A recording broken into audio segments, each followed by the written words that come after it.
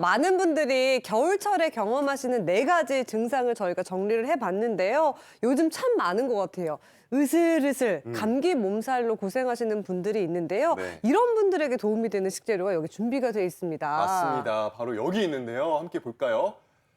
자, 파와 생강, 콩나물이 도움이 된다고요. 박 교수님, 구체적으로 어떤 도움일까요? 네, 파와 생강은 다 좀 맵죠. 그래서 파에 함유된 뭐 알리신 성분이나 생강의 진저롤 같은, 그리고 이 음식에 포함되어 있는 각종 항산화 성분은 항염 작용이 있기 때문에 우리가 감기 같은 바이러스 감염이 있을 때 그 증상에서 회복되는데 상당히 도움이 될 수가 있습니다. 그리고 두 음식 모두 매워서 먹고 나면 약간 몸이 더워지는 느낌을 받으실 수가 있을 거예요. 그래서 체온을 유지하는 데도 도움이 될 수가 있고요. 이제 지금 콩나물까지 합쳐져서 이 3가지 식재료 같은 경우는 비타민 C도 상당히 많기 때문에 이게 한꺼번에 다 들어간, 예를 들어 콩나물국밥 같은 그런 음식들은 감기 증상을 완화시키는 데 상당히 도움이 될 수 있습니다. 왜 이 감기가 걸리면 코도 막히고 이 기침을 너무 많이 하면은 귀도 먹먹해지는데 이 뜨거운 국물 그냥 쫙 이렇게 먹으면 그냥 이 속도 뻥 뚫리는 것 같고 맞아. 그냥 시원해지는데 이게 기분 탓일까요? 아니면 진짜 이게 효과가 있는 걸까요, 교수님? 실제 효과가 있습니다. 실제 도움이 되는데요. 우리가 서양에서도 감기 기운이 있거나 할 때는 약간 따뜻한 스프 같은 따뜻한 국물 요리를 권합니다. 우리가 되게 감기를 예방하기 위해서는 되게 뭐 물을 많이 마시고 가습기를 틀어서 습도를 유지를 하라고 얘기를 하잖아요. 그 이유가 바로 수분입니다. 이 수분이 결국 국물 음식도 수분이 많은 음식이잖아요. 예, 이런 것들을 많이 섭취를 하게 되면 우리 호흡기의 점막을 축축하게 해서 수분 상태를 유지를 해주기 때문에 바이러스나 나쁜 물질이 들어오게 되면 빨리 그것을 밖으로 배출시킬 수 있는 그런 효과가 있고요. 또 음식 자체가 이제 먹고 난 다음에 아까 말씀하신 것처럼 속도 뚫리고 코도 뻥 뚫린다고 말씀을 하셨는데 그게 물론 이제 뜨거운 증기를 이렇게 흡입해서 그럴 수도 있긴 하지만 이게 호흡기에 있는 각종 그 배설 물질, 그러니까 호흡기의 점액 같은 것들을 묽게 만들어주기 때문에 그게 바로 이제 배출되는 데 도움이 될 수가 있습니다. 그리고 이런 그 국물 음식 같은 경우는 속에 이제 채소 같은 게 들어있기 때문에 비타민, 미네랄이 풍부해서 또 감기 증상 완화에도 도움이 될 수 있죠. 네, 국물이 이렇게 호흡기에 좋은데요. 그러면 특히 으슬으슬 감기 몸살에 좋은 국물 요리는 어떤 건지 확인해 보도록 하겠습니다. 네. 감기에 걸렸을 때는 야. 콩나물 국밥을 먹으면 좋다고 하셨는데 그 이유는 뭔가요, 송 교수님? 네, 우리가 감기 초기에 열이 있을 때 땀을 내서 열을 내리는 방법을 사용하기도 하는데요. 이 따뜻한 콩나물 국밥은 일단 땀을 내는 데도 이제 도움이 되고 또 콩나물에는 비타민 C, 아스파라긴산, 또 아미노산, 식물성 단백질이 풍부해서 신진대사를 증진시키고 기력을 회복시키는 데 도움이 됩니다. 따라서 감기에 걸려서 기력이 약해지신 분들인 경우에는 콩나물국밥이 도움이 될 수가 있고 또 콩나물국밥에 들어가는 재료 중에 파의 뿌리, 흰 뿌리는 총백이라고 해서 한약 재료도 많이 사용을 하고 있는데 몸에 차가운 기운을 내보내고 몸을 따뜻하게 하는 데 도움이 되는 그런 재료입니다. 또 마늘과 생강을 넣는다면 감기에 더욱 도움이 될 것 같습니다. 야, 저도 콩나물국밥 그냥 엄청 좋아하는데 네. 이것을 집에서도 만들 수 있나요, 선생님? 그럼요. 정말 밑국물을 맛있게 만들어 놓으면 집에서도 정말 맛있게 할 수 있는데 콩나물국밥 하면 떠오르는 곳. 전주. 전주. 그쵸. 전주 콩나물국밥. 우리 국밥은요. 전진주 선생님이 그럼 전주국밥 뭐 그쵸. 만드셨네. 그래서 제가 전주국밥 말고요. 전진주식 국밥을 만들어 드리겠습니다. 좋네요. 여기 보면 밑국물이 중요한데 네. 밑국물에 이게 북어 북어포예요? 대가리, 북어. 디포리, 그다음에 다시마, 멸치. 요것만 있으면 거기다가 네. 여기 파란 대파 잎만 있으면 맛있게 되는데요. 네. 요거를 한 20분 정도 이렇게 뭉근하게 이렇게 네, 끓이셨구나. 이렇게 끓여주세요. 그래서 이렇게 뽀글뽀글 끓고 있죠. 끓고. 네, 대가리랑 몸을 같이 넣고 같이 끓이는 넣어도 건가요? 되고요. 대가리만 팔면은 대가리만 쓰셔도 돼요. 저렴하니까. 근데 없으면 이렇게 해서 같이 쓰시면 되고요. 네. 그래서 요거는 이제 건져 내주시면 돼요. 그래서 요거는 건져 네, 내주시고 건져내고. 그다음에 여기다가 콩나물을 살짝 넣어서 익혀주시면 돼요. 근데 아. 시간이 부족하니까 제가 콩나물을 살짝 익혀왔는데 여러분들은 생콩나물을 이 국물에다가 이렇게 이렇게 익혀주세요. 하는구나. 이렇게 해서 살짝. 네, 이렇게 해서 한 2, 3분 정도 비린내가 나지 않도록 익혀준 다음에 예. 그다음에 요거를 바로 국밥에다가 넣으면 돼요. 아, 이거 바로 이렇게 국밥에다가 여기 국밥에다가 콩나물을 얹어서 네, 이렇게. 콩나물을 얹어주세요. 간단하네요? 얹어요. 예, 밑국물 해놓으면 간단해요.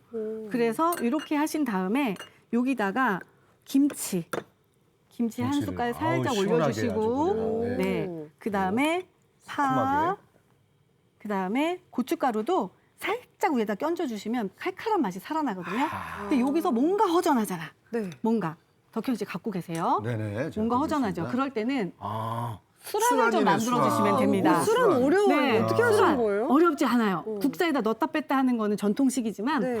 이렇게 얇은 냄비에다가 끓일 수 있는 그릇을 준비하신 다음에 참기름 바르고 달걀 하나 딱 깨서 넣잖아요. 네. 그러면 이렇게 예쁜 수란이 되거든요. 제가 하나 먹어볼까요? 꺼내서 네네. 괜찮아요.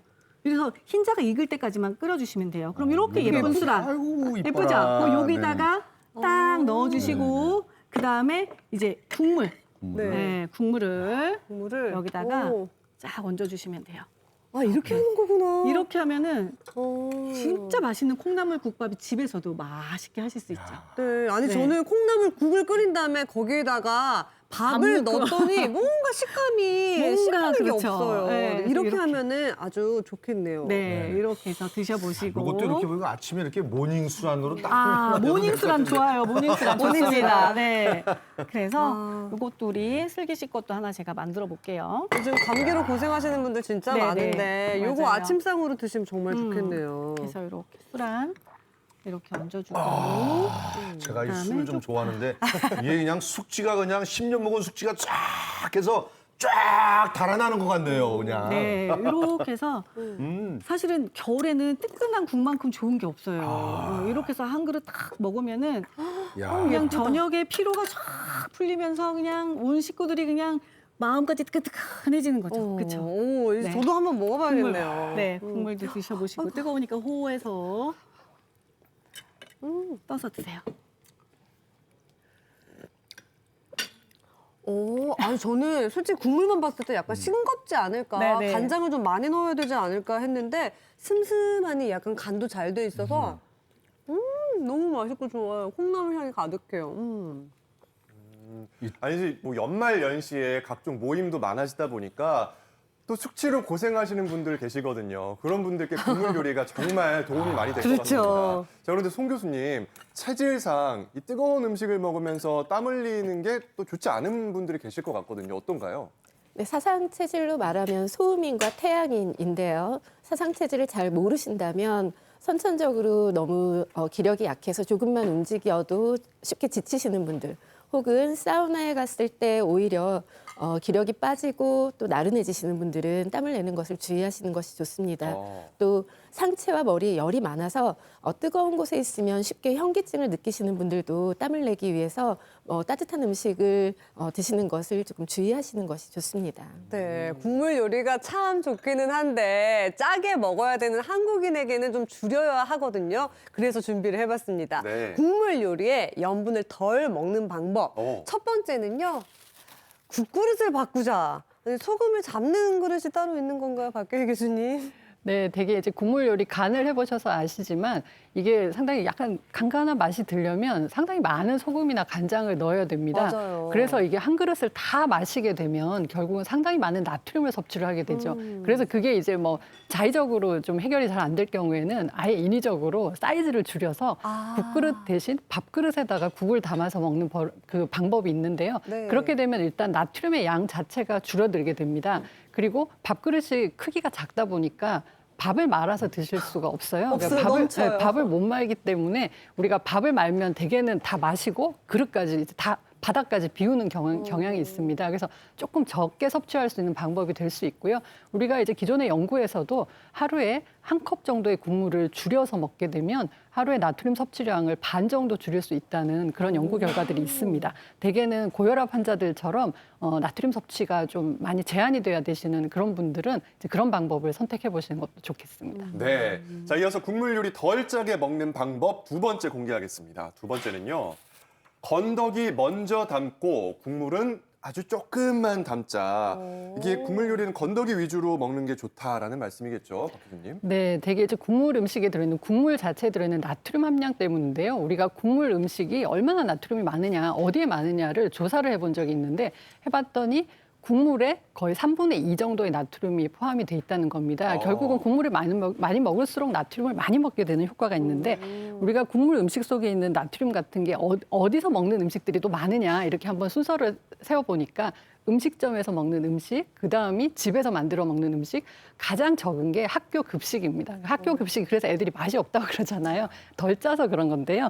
되게 우리의 하루 나트륨 섭취 상한선이 한국에서는 한 2,300mg 정도로 제한을 하고 있는데 평균치를 내보면 평균이기 때문에 더 많이 드시는 분도 있는 거예요. 평균치를 내보면 몇 년 전까지 한 3,800mg 정도까지 되는 적이 있었고 최근에 이제 자꾸 이제 줄여 먹자 하다 보니까 3,080mg 정도로 줄여드는 효과는 있습니다. 근데 우리가 흔하게 먹는 음식들 중에 또 나트륨이 많은 국물 음식이 있어요. 만약에 한 그릇을 다 먹게 되면 얼마 정도의 나트륨을 먹게 되냐 이제 한번 살펴보면 짬뽕 많이들 좋아하시잖아요. 네. 맞아. 짬뽕 한 그릇 다 드시고 국물 다 비우게 되면 4,000mg 정도의 나트륨을 섭취하게 됩니다. 그것도 한 끼에 그렇게 섭취를 하는 거고요. 냉면 같은 경우는 대개는 뭐 3,000mg 정도 되고 라면 같은 경우는 1,900mg인데 좀 적은 것 같지만 되게 김치를 같이 드시잖아요. 네. 그렇기 때문에 나트륨 섭취량이 많습니다. 그리고 우동이나 짜장면 같은 경우도 2,300mg 정도가 되기 때문에 이게 한 끼니에 벌써 하루의 권장 섭취량을 넘어서기 때문에 조금 주의를 할 필요가 있는 거죠.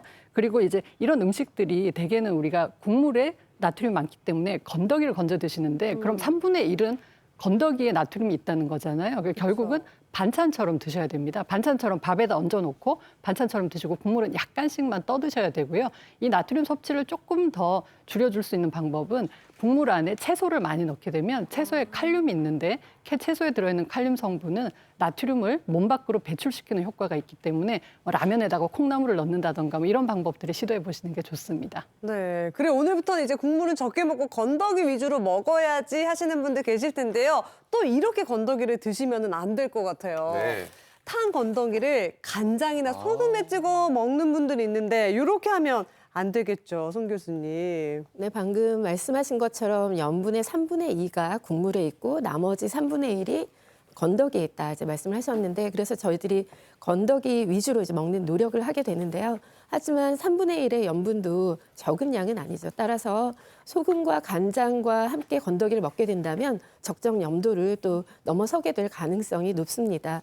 따라서 소금과 간장보다는 겨자 혹은 마늘과 같은 다른 재료와 함께 건더기를 드시는 그런 노력을 하시는 것이 더욱 좋을 것 같습니다. 네, 우리 입에 슴슴하게 만들어야 좋은 거라고 볼 수 그렇죠. 있겠습니다. 네. 자, 계속해서 국물 요리의 핵심은 바로 밑국물 아니겠습니까? 이 밑국물을 제대로 넉넉하게 만들어 놓으면 마음이 든든해질 텐데요. 그래서 밑국물 제대로 내는 법 화면으로 준비했습니다. 만나보시죠.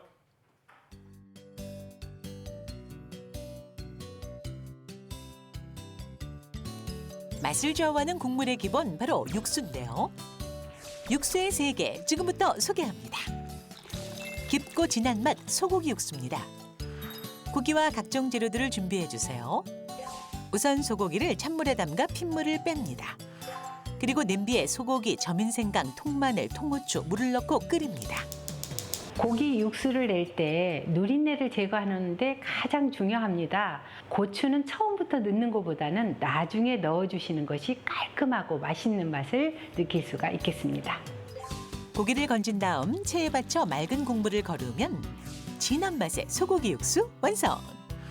완성된 육수로 소고기 미역국을 만들어 볼까요? 불린 미역을 먹기 좋은 크기로 잘라 국간장, 참기름을 넣고 무칩니다. 소고기도 냄비에 볶은 뒤 미역도 함께 넣어 볶는데요. 소고기 육수를 붓고 뭉근하게 끓이면 소고기 육수 끓이는 쉽고 간단한 미역국 완성! 다음 시원한 멸치 육수입니다. 멸치와 각종 재료를 준비해 주세요. 멸치 육수를 끓일 때는 내장을 제거하고 한번 볶아서 끓여야만이 비릿한 맛을 없앨 수가 있겠습니다. 젖은 면포로 다시마의 먼지를 닦아냅니다. 냄비에 멸치와 다시마 그리고 무, 양파를 넣고 물을 부어 끓이는데요.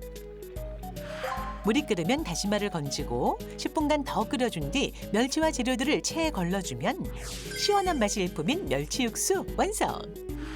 멸치 육수로 잔치국수를 만들어 볼 텐데요. 먼저 채소들을 채 썰어 준비하고 식용유를 두른 팬에 볶은 뒤 지단을 만들어 고명을 준비합니다. 각종 재료를 넣어 양념장도 만들고요. 소면을 삶고 밀가루 맛이 날아가도록 찬물에 헹굽니다. 고명을 올리고 멸치 육수까지 부으면 멸치 육수로 만든 따끈한 잔치국수도 완성.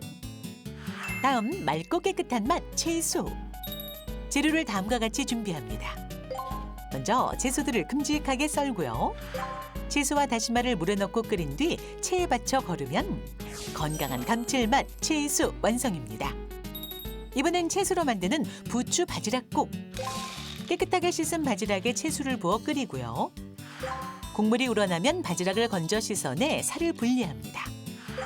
면포에 거른 육수와 바지락살을 넣어 끓이다가 부추를 썰어 넣으면 채소로 끓인 부추 바지락국 완성! 3가지 맞춤 육수로 조미료 걱정도 덜고 풍미도 더해보는 건 어떨까요?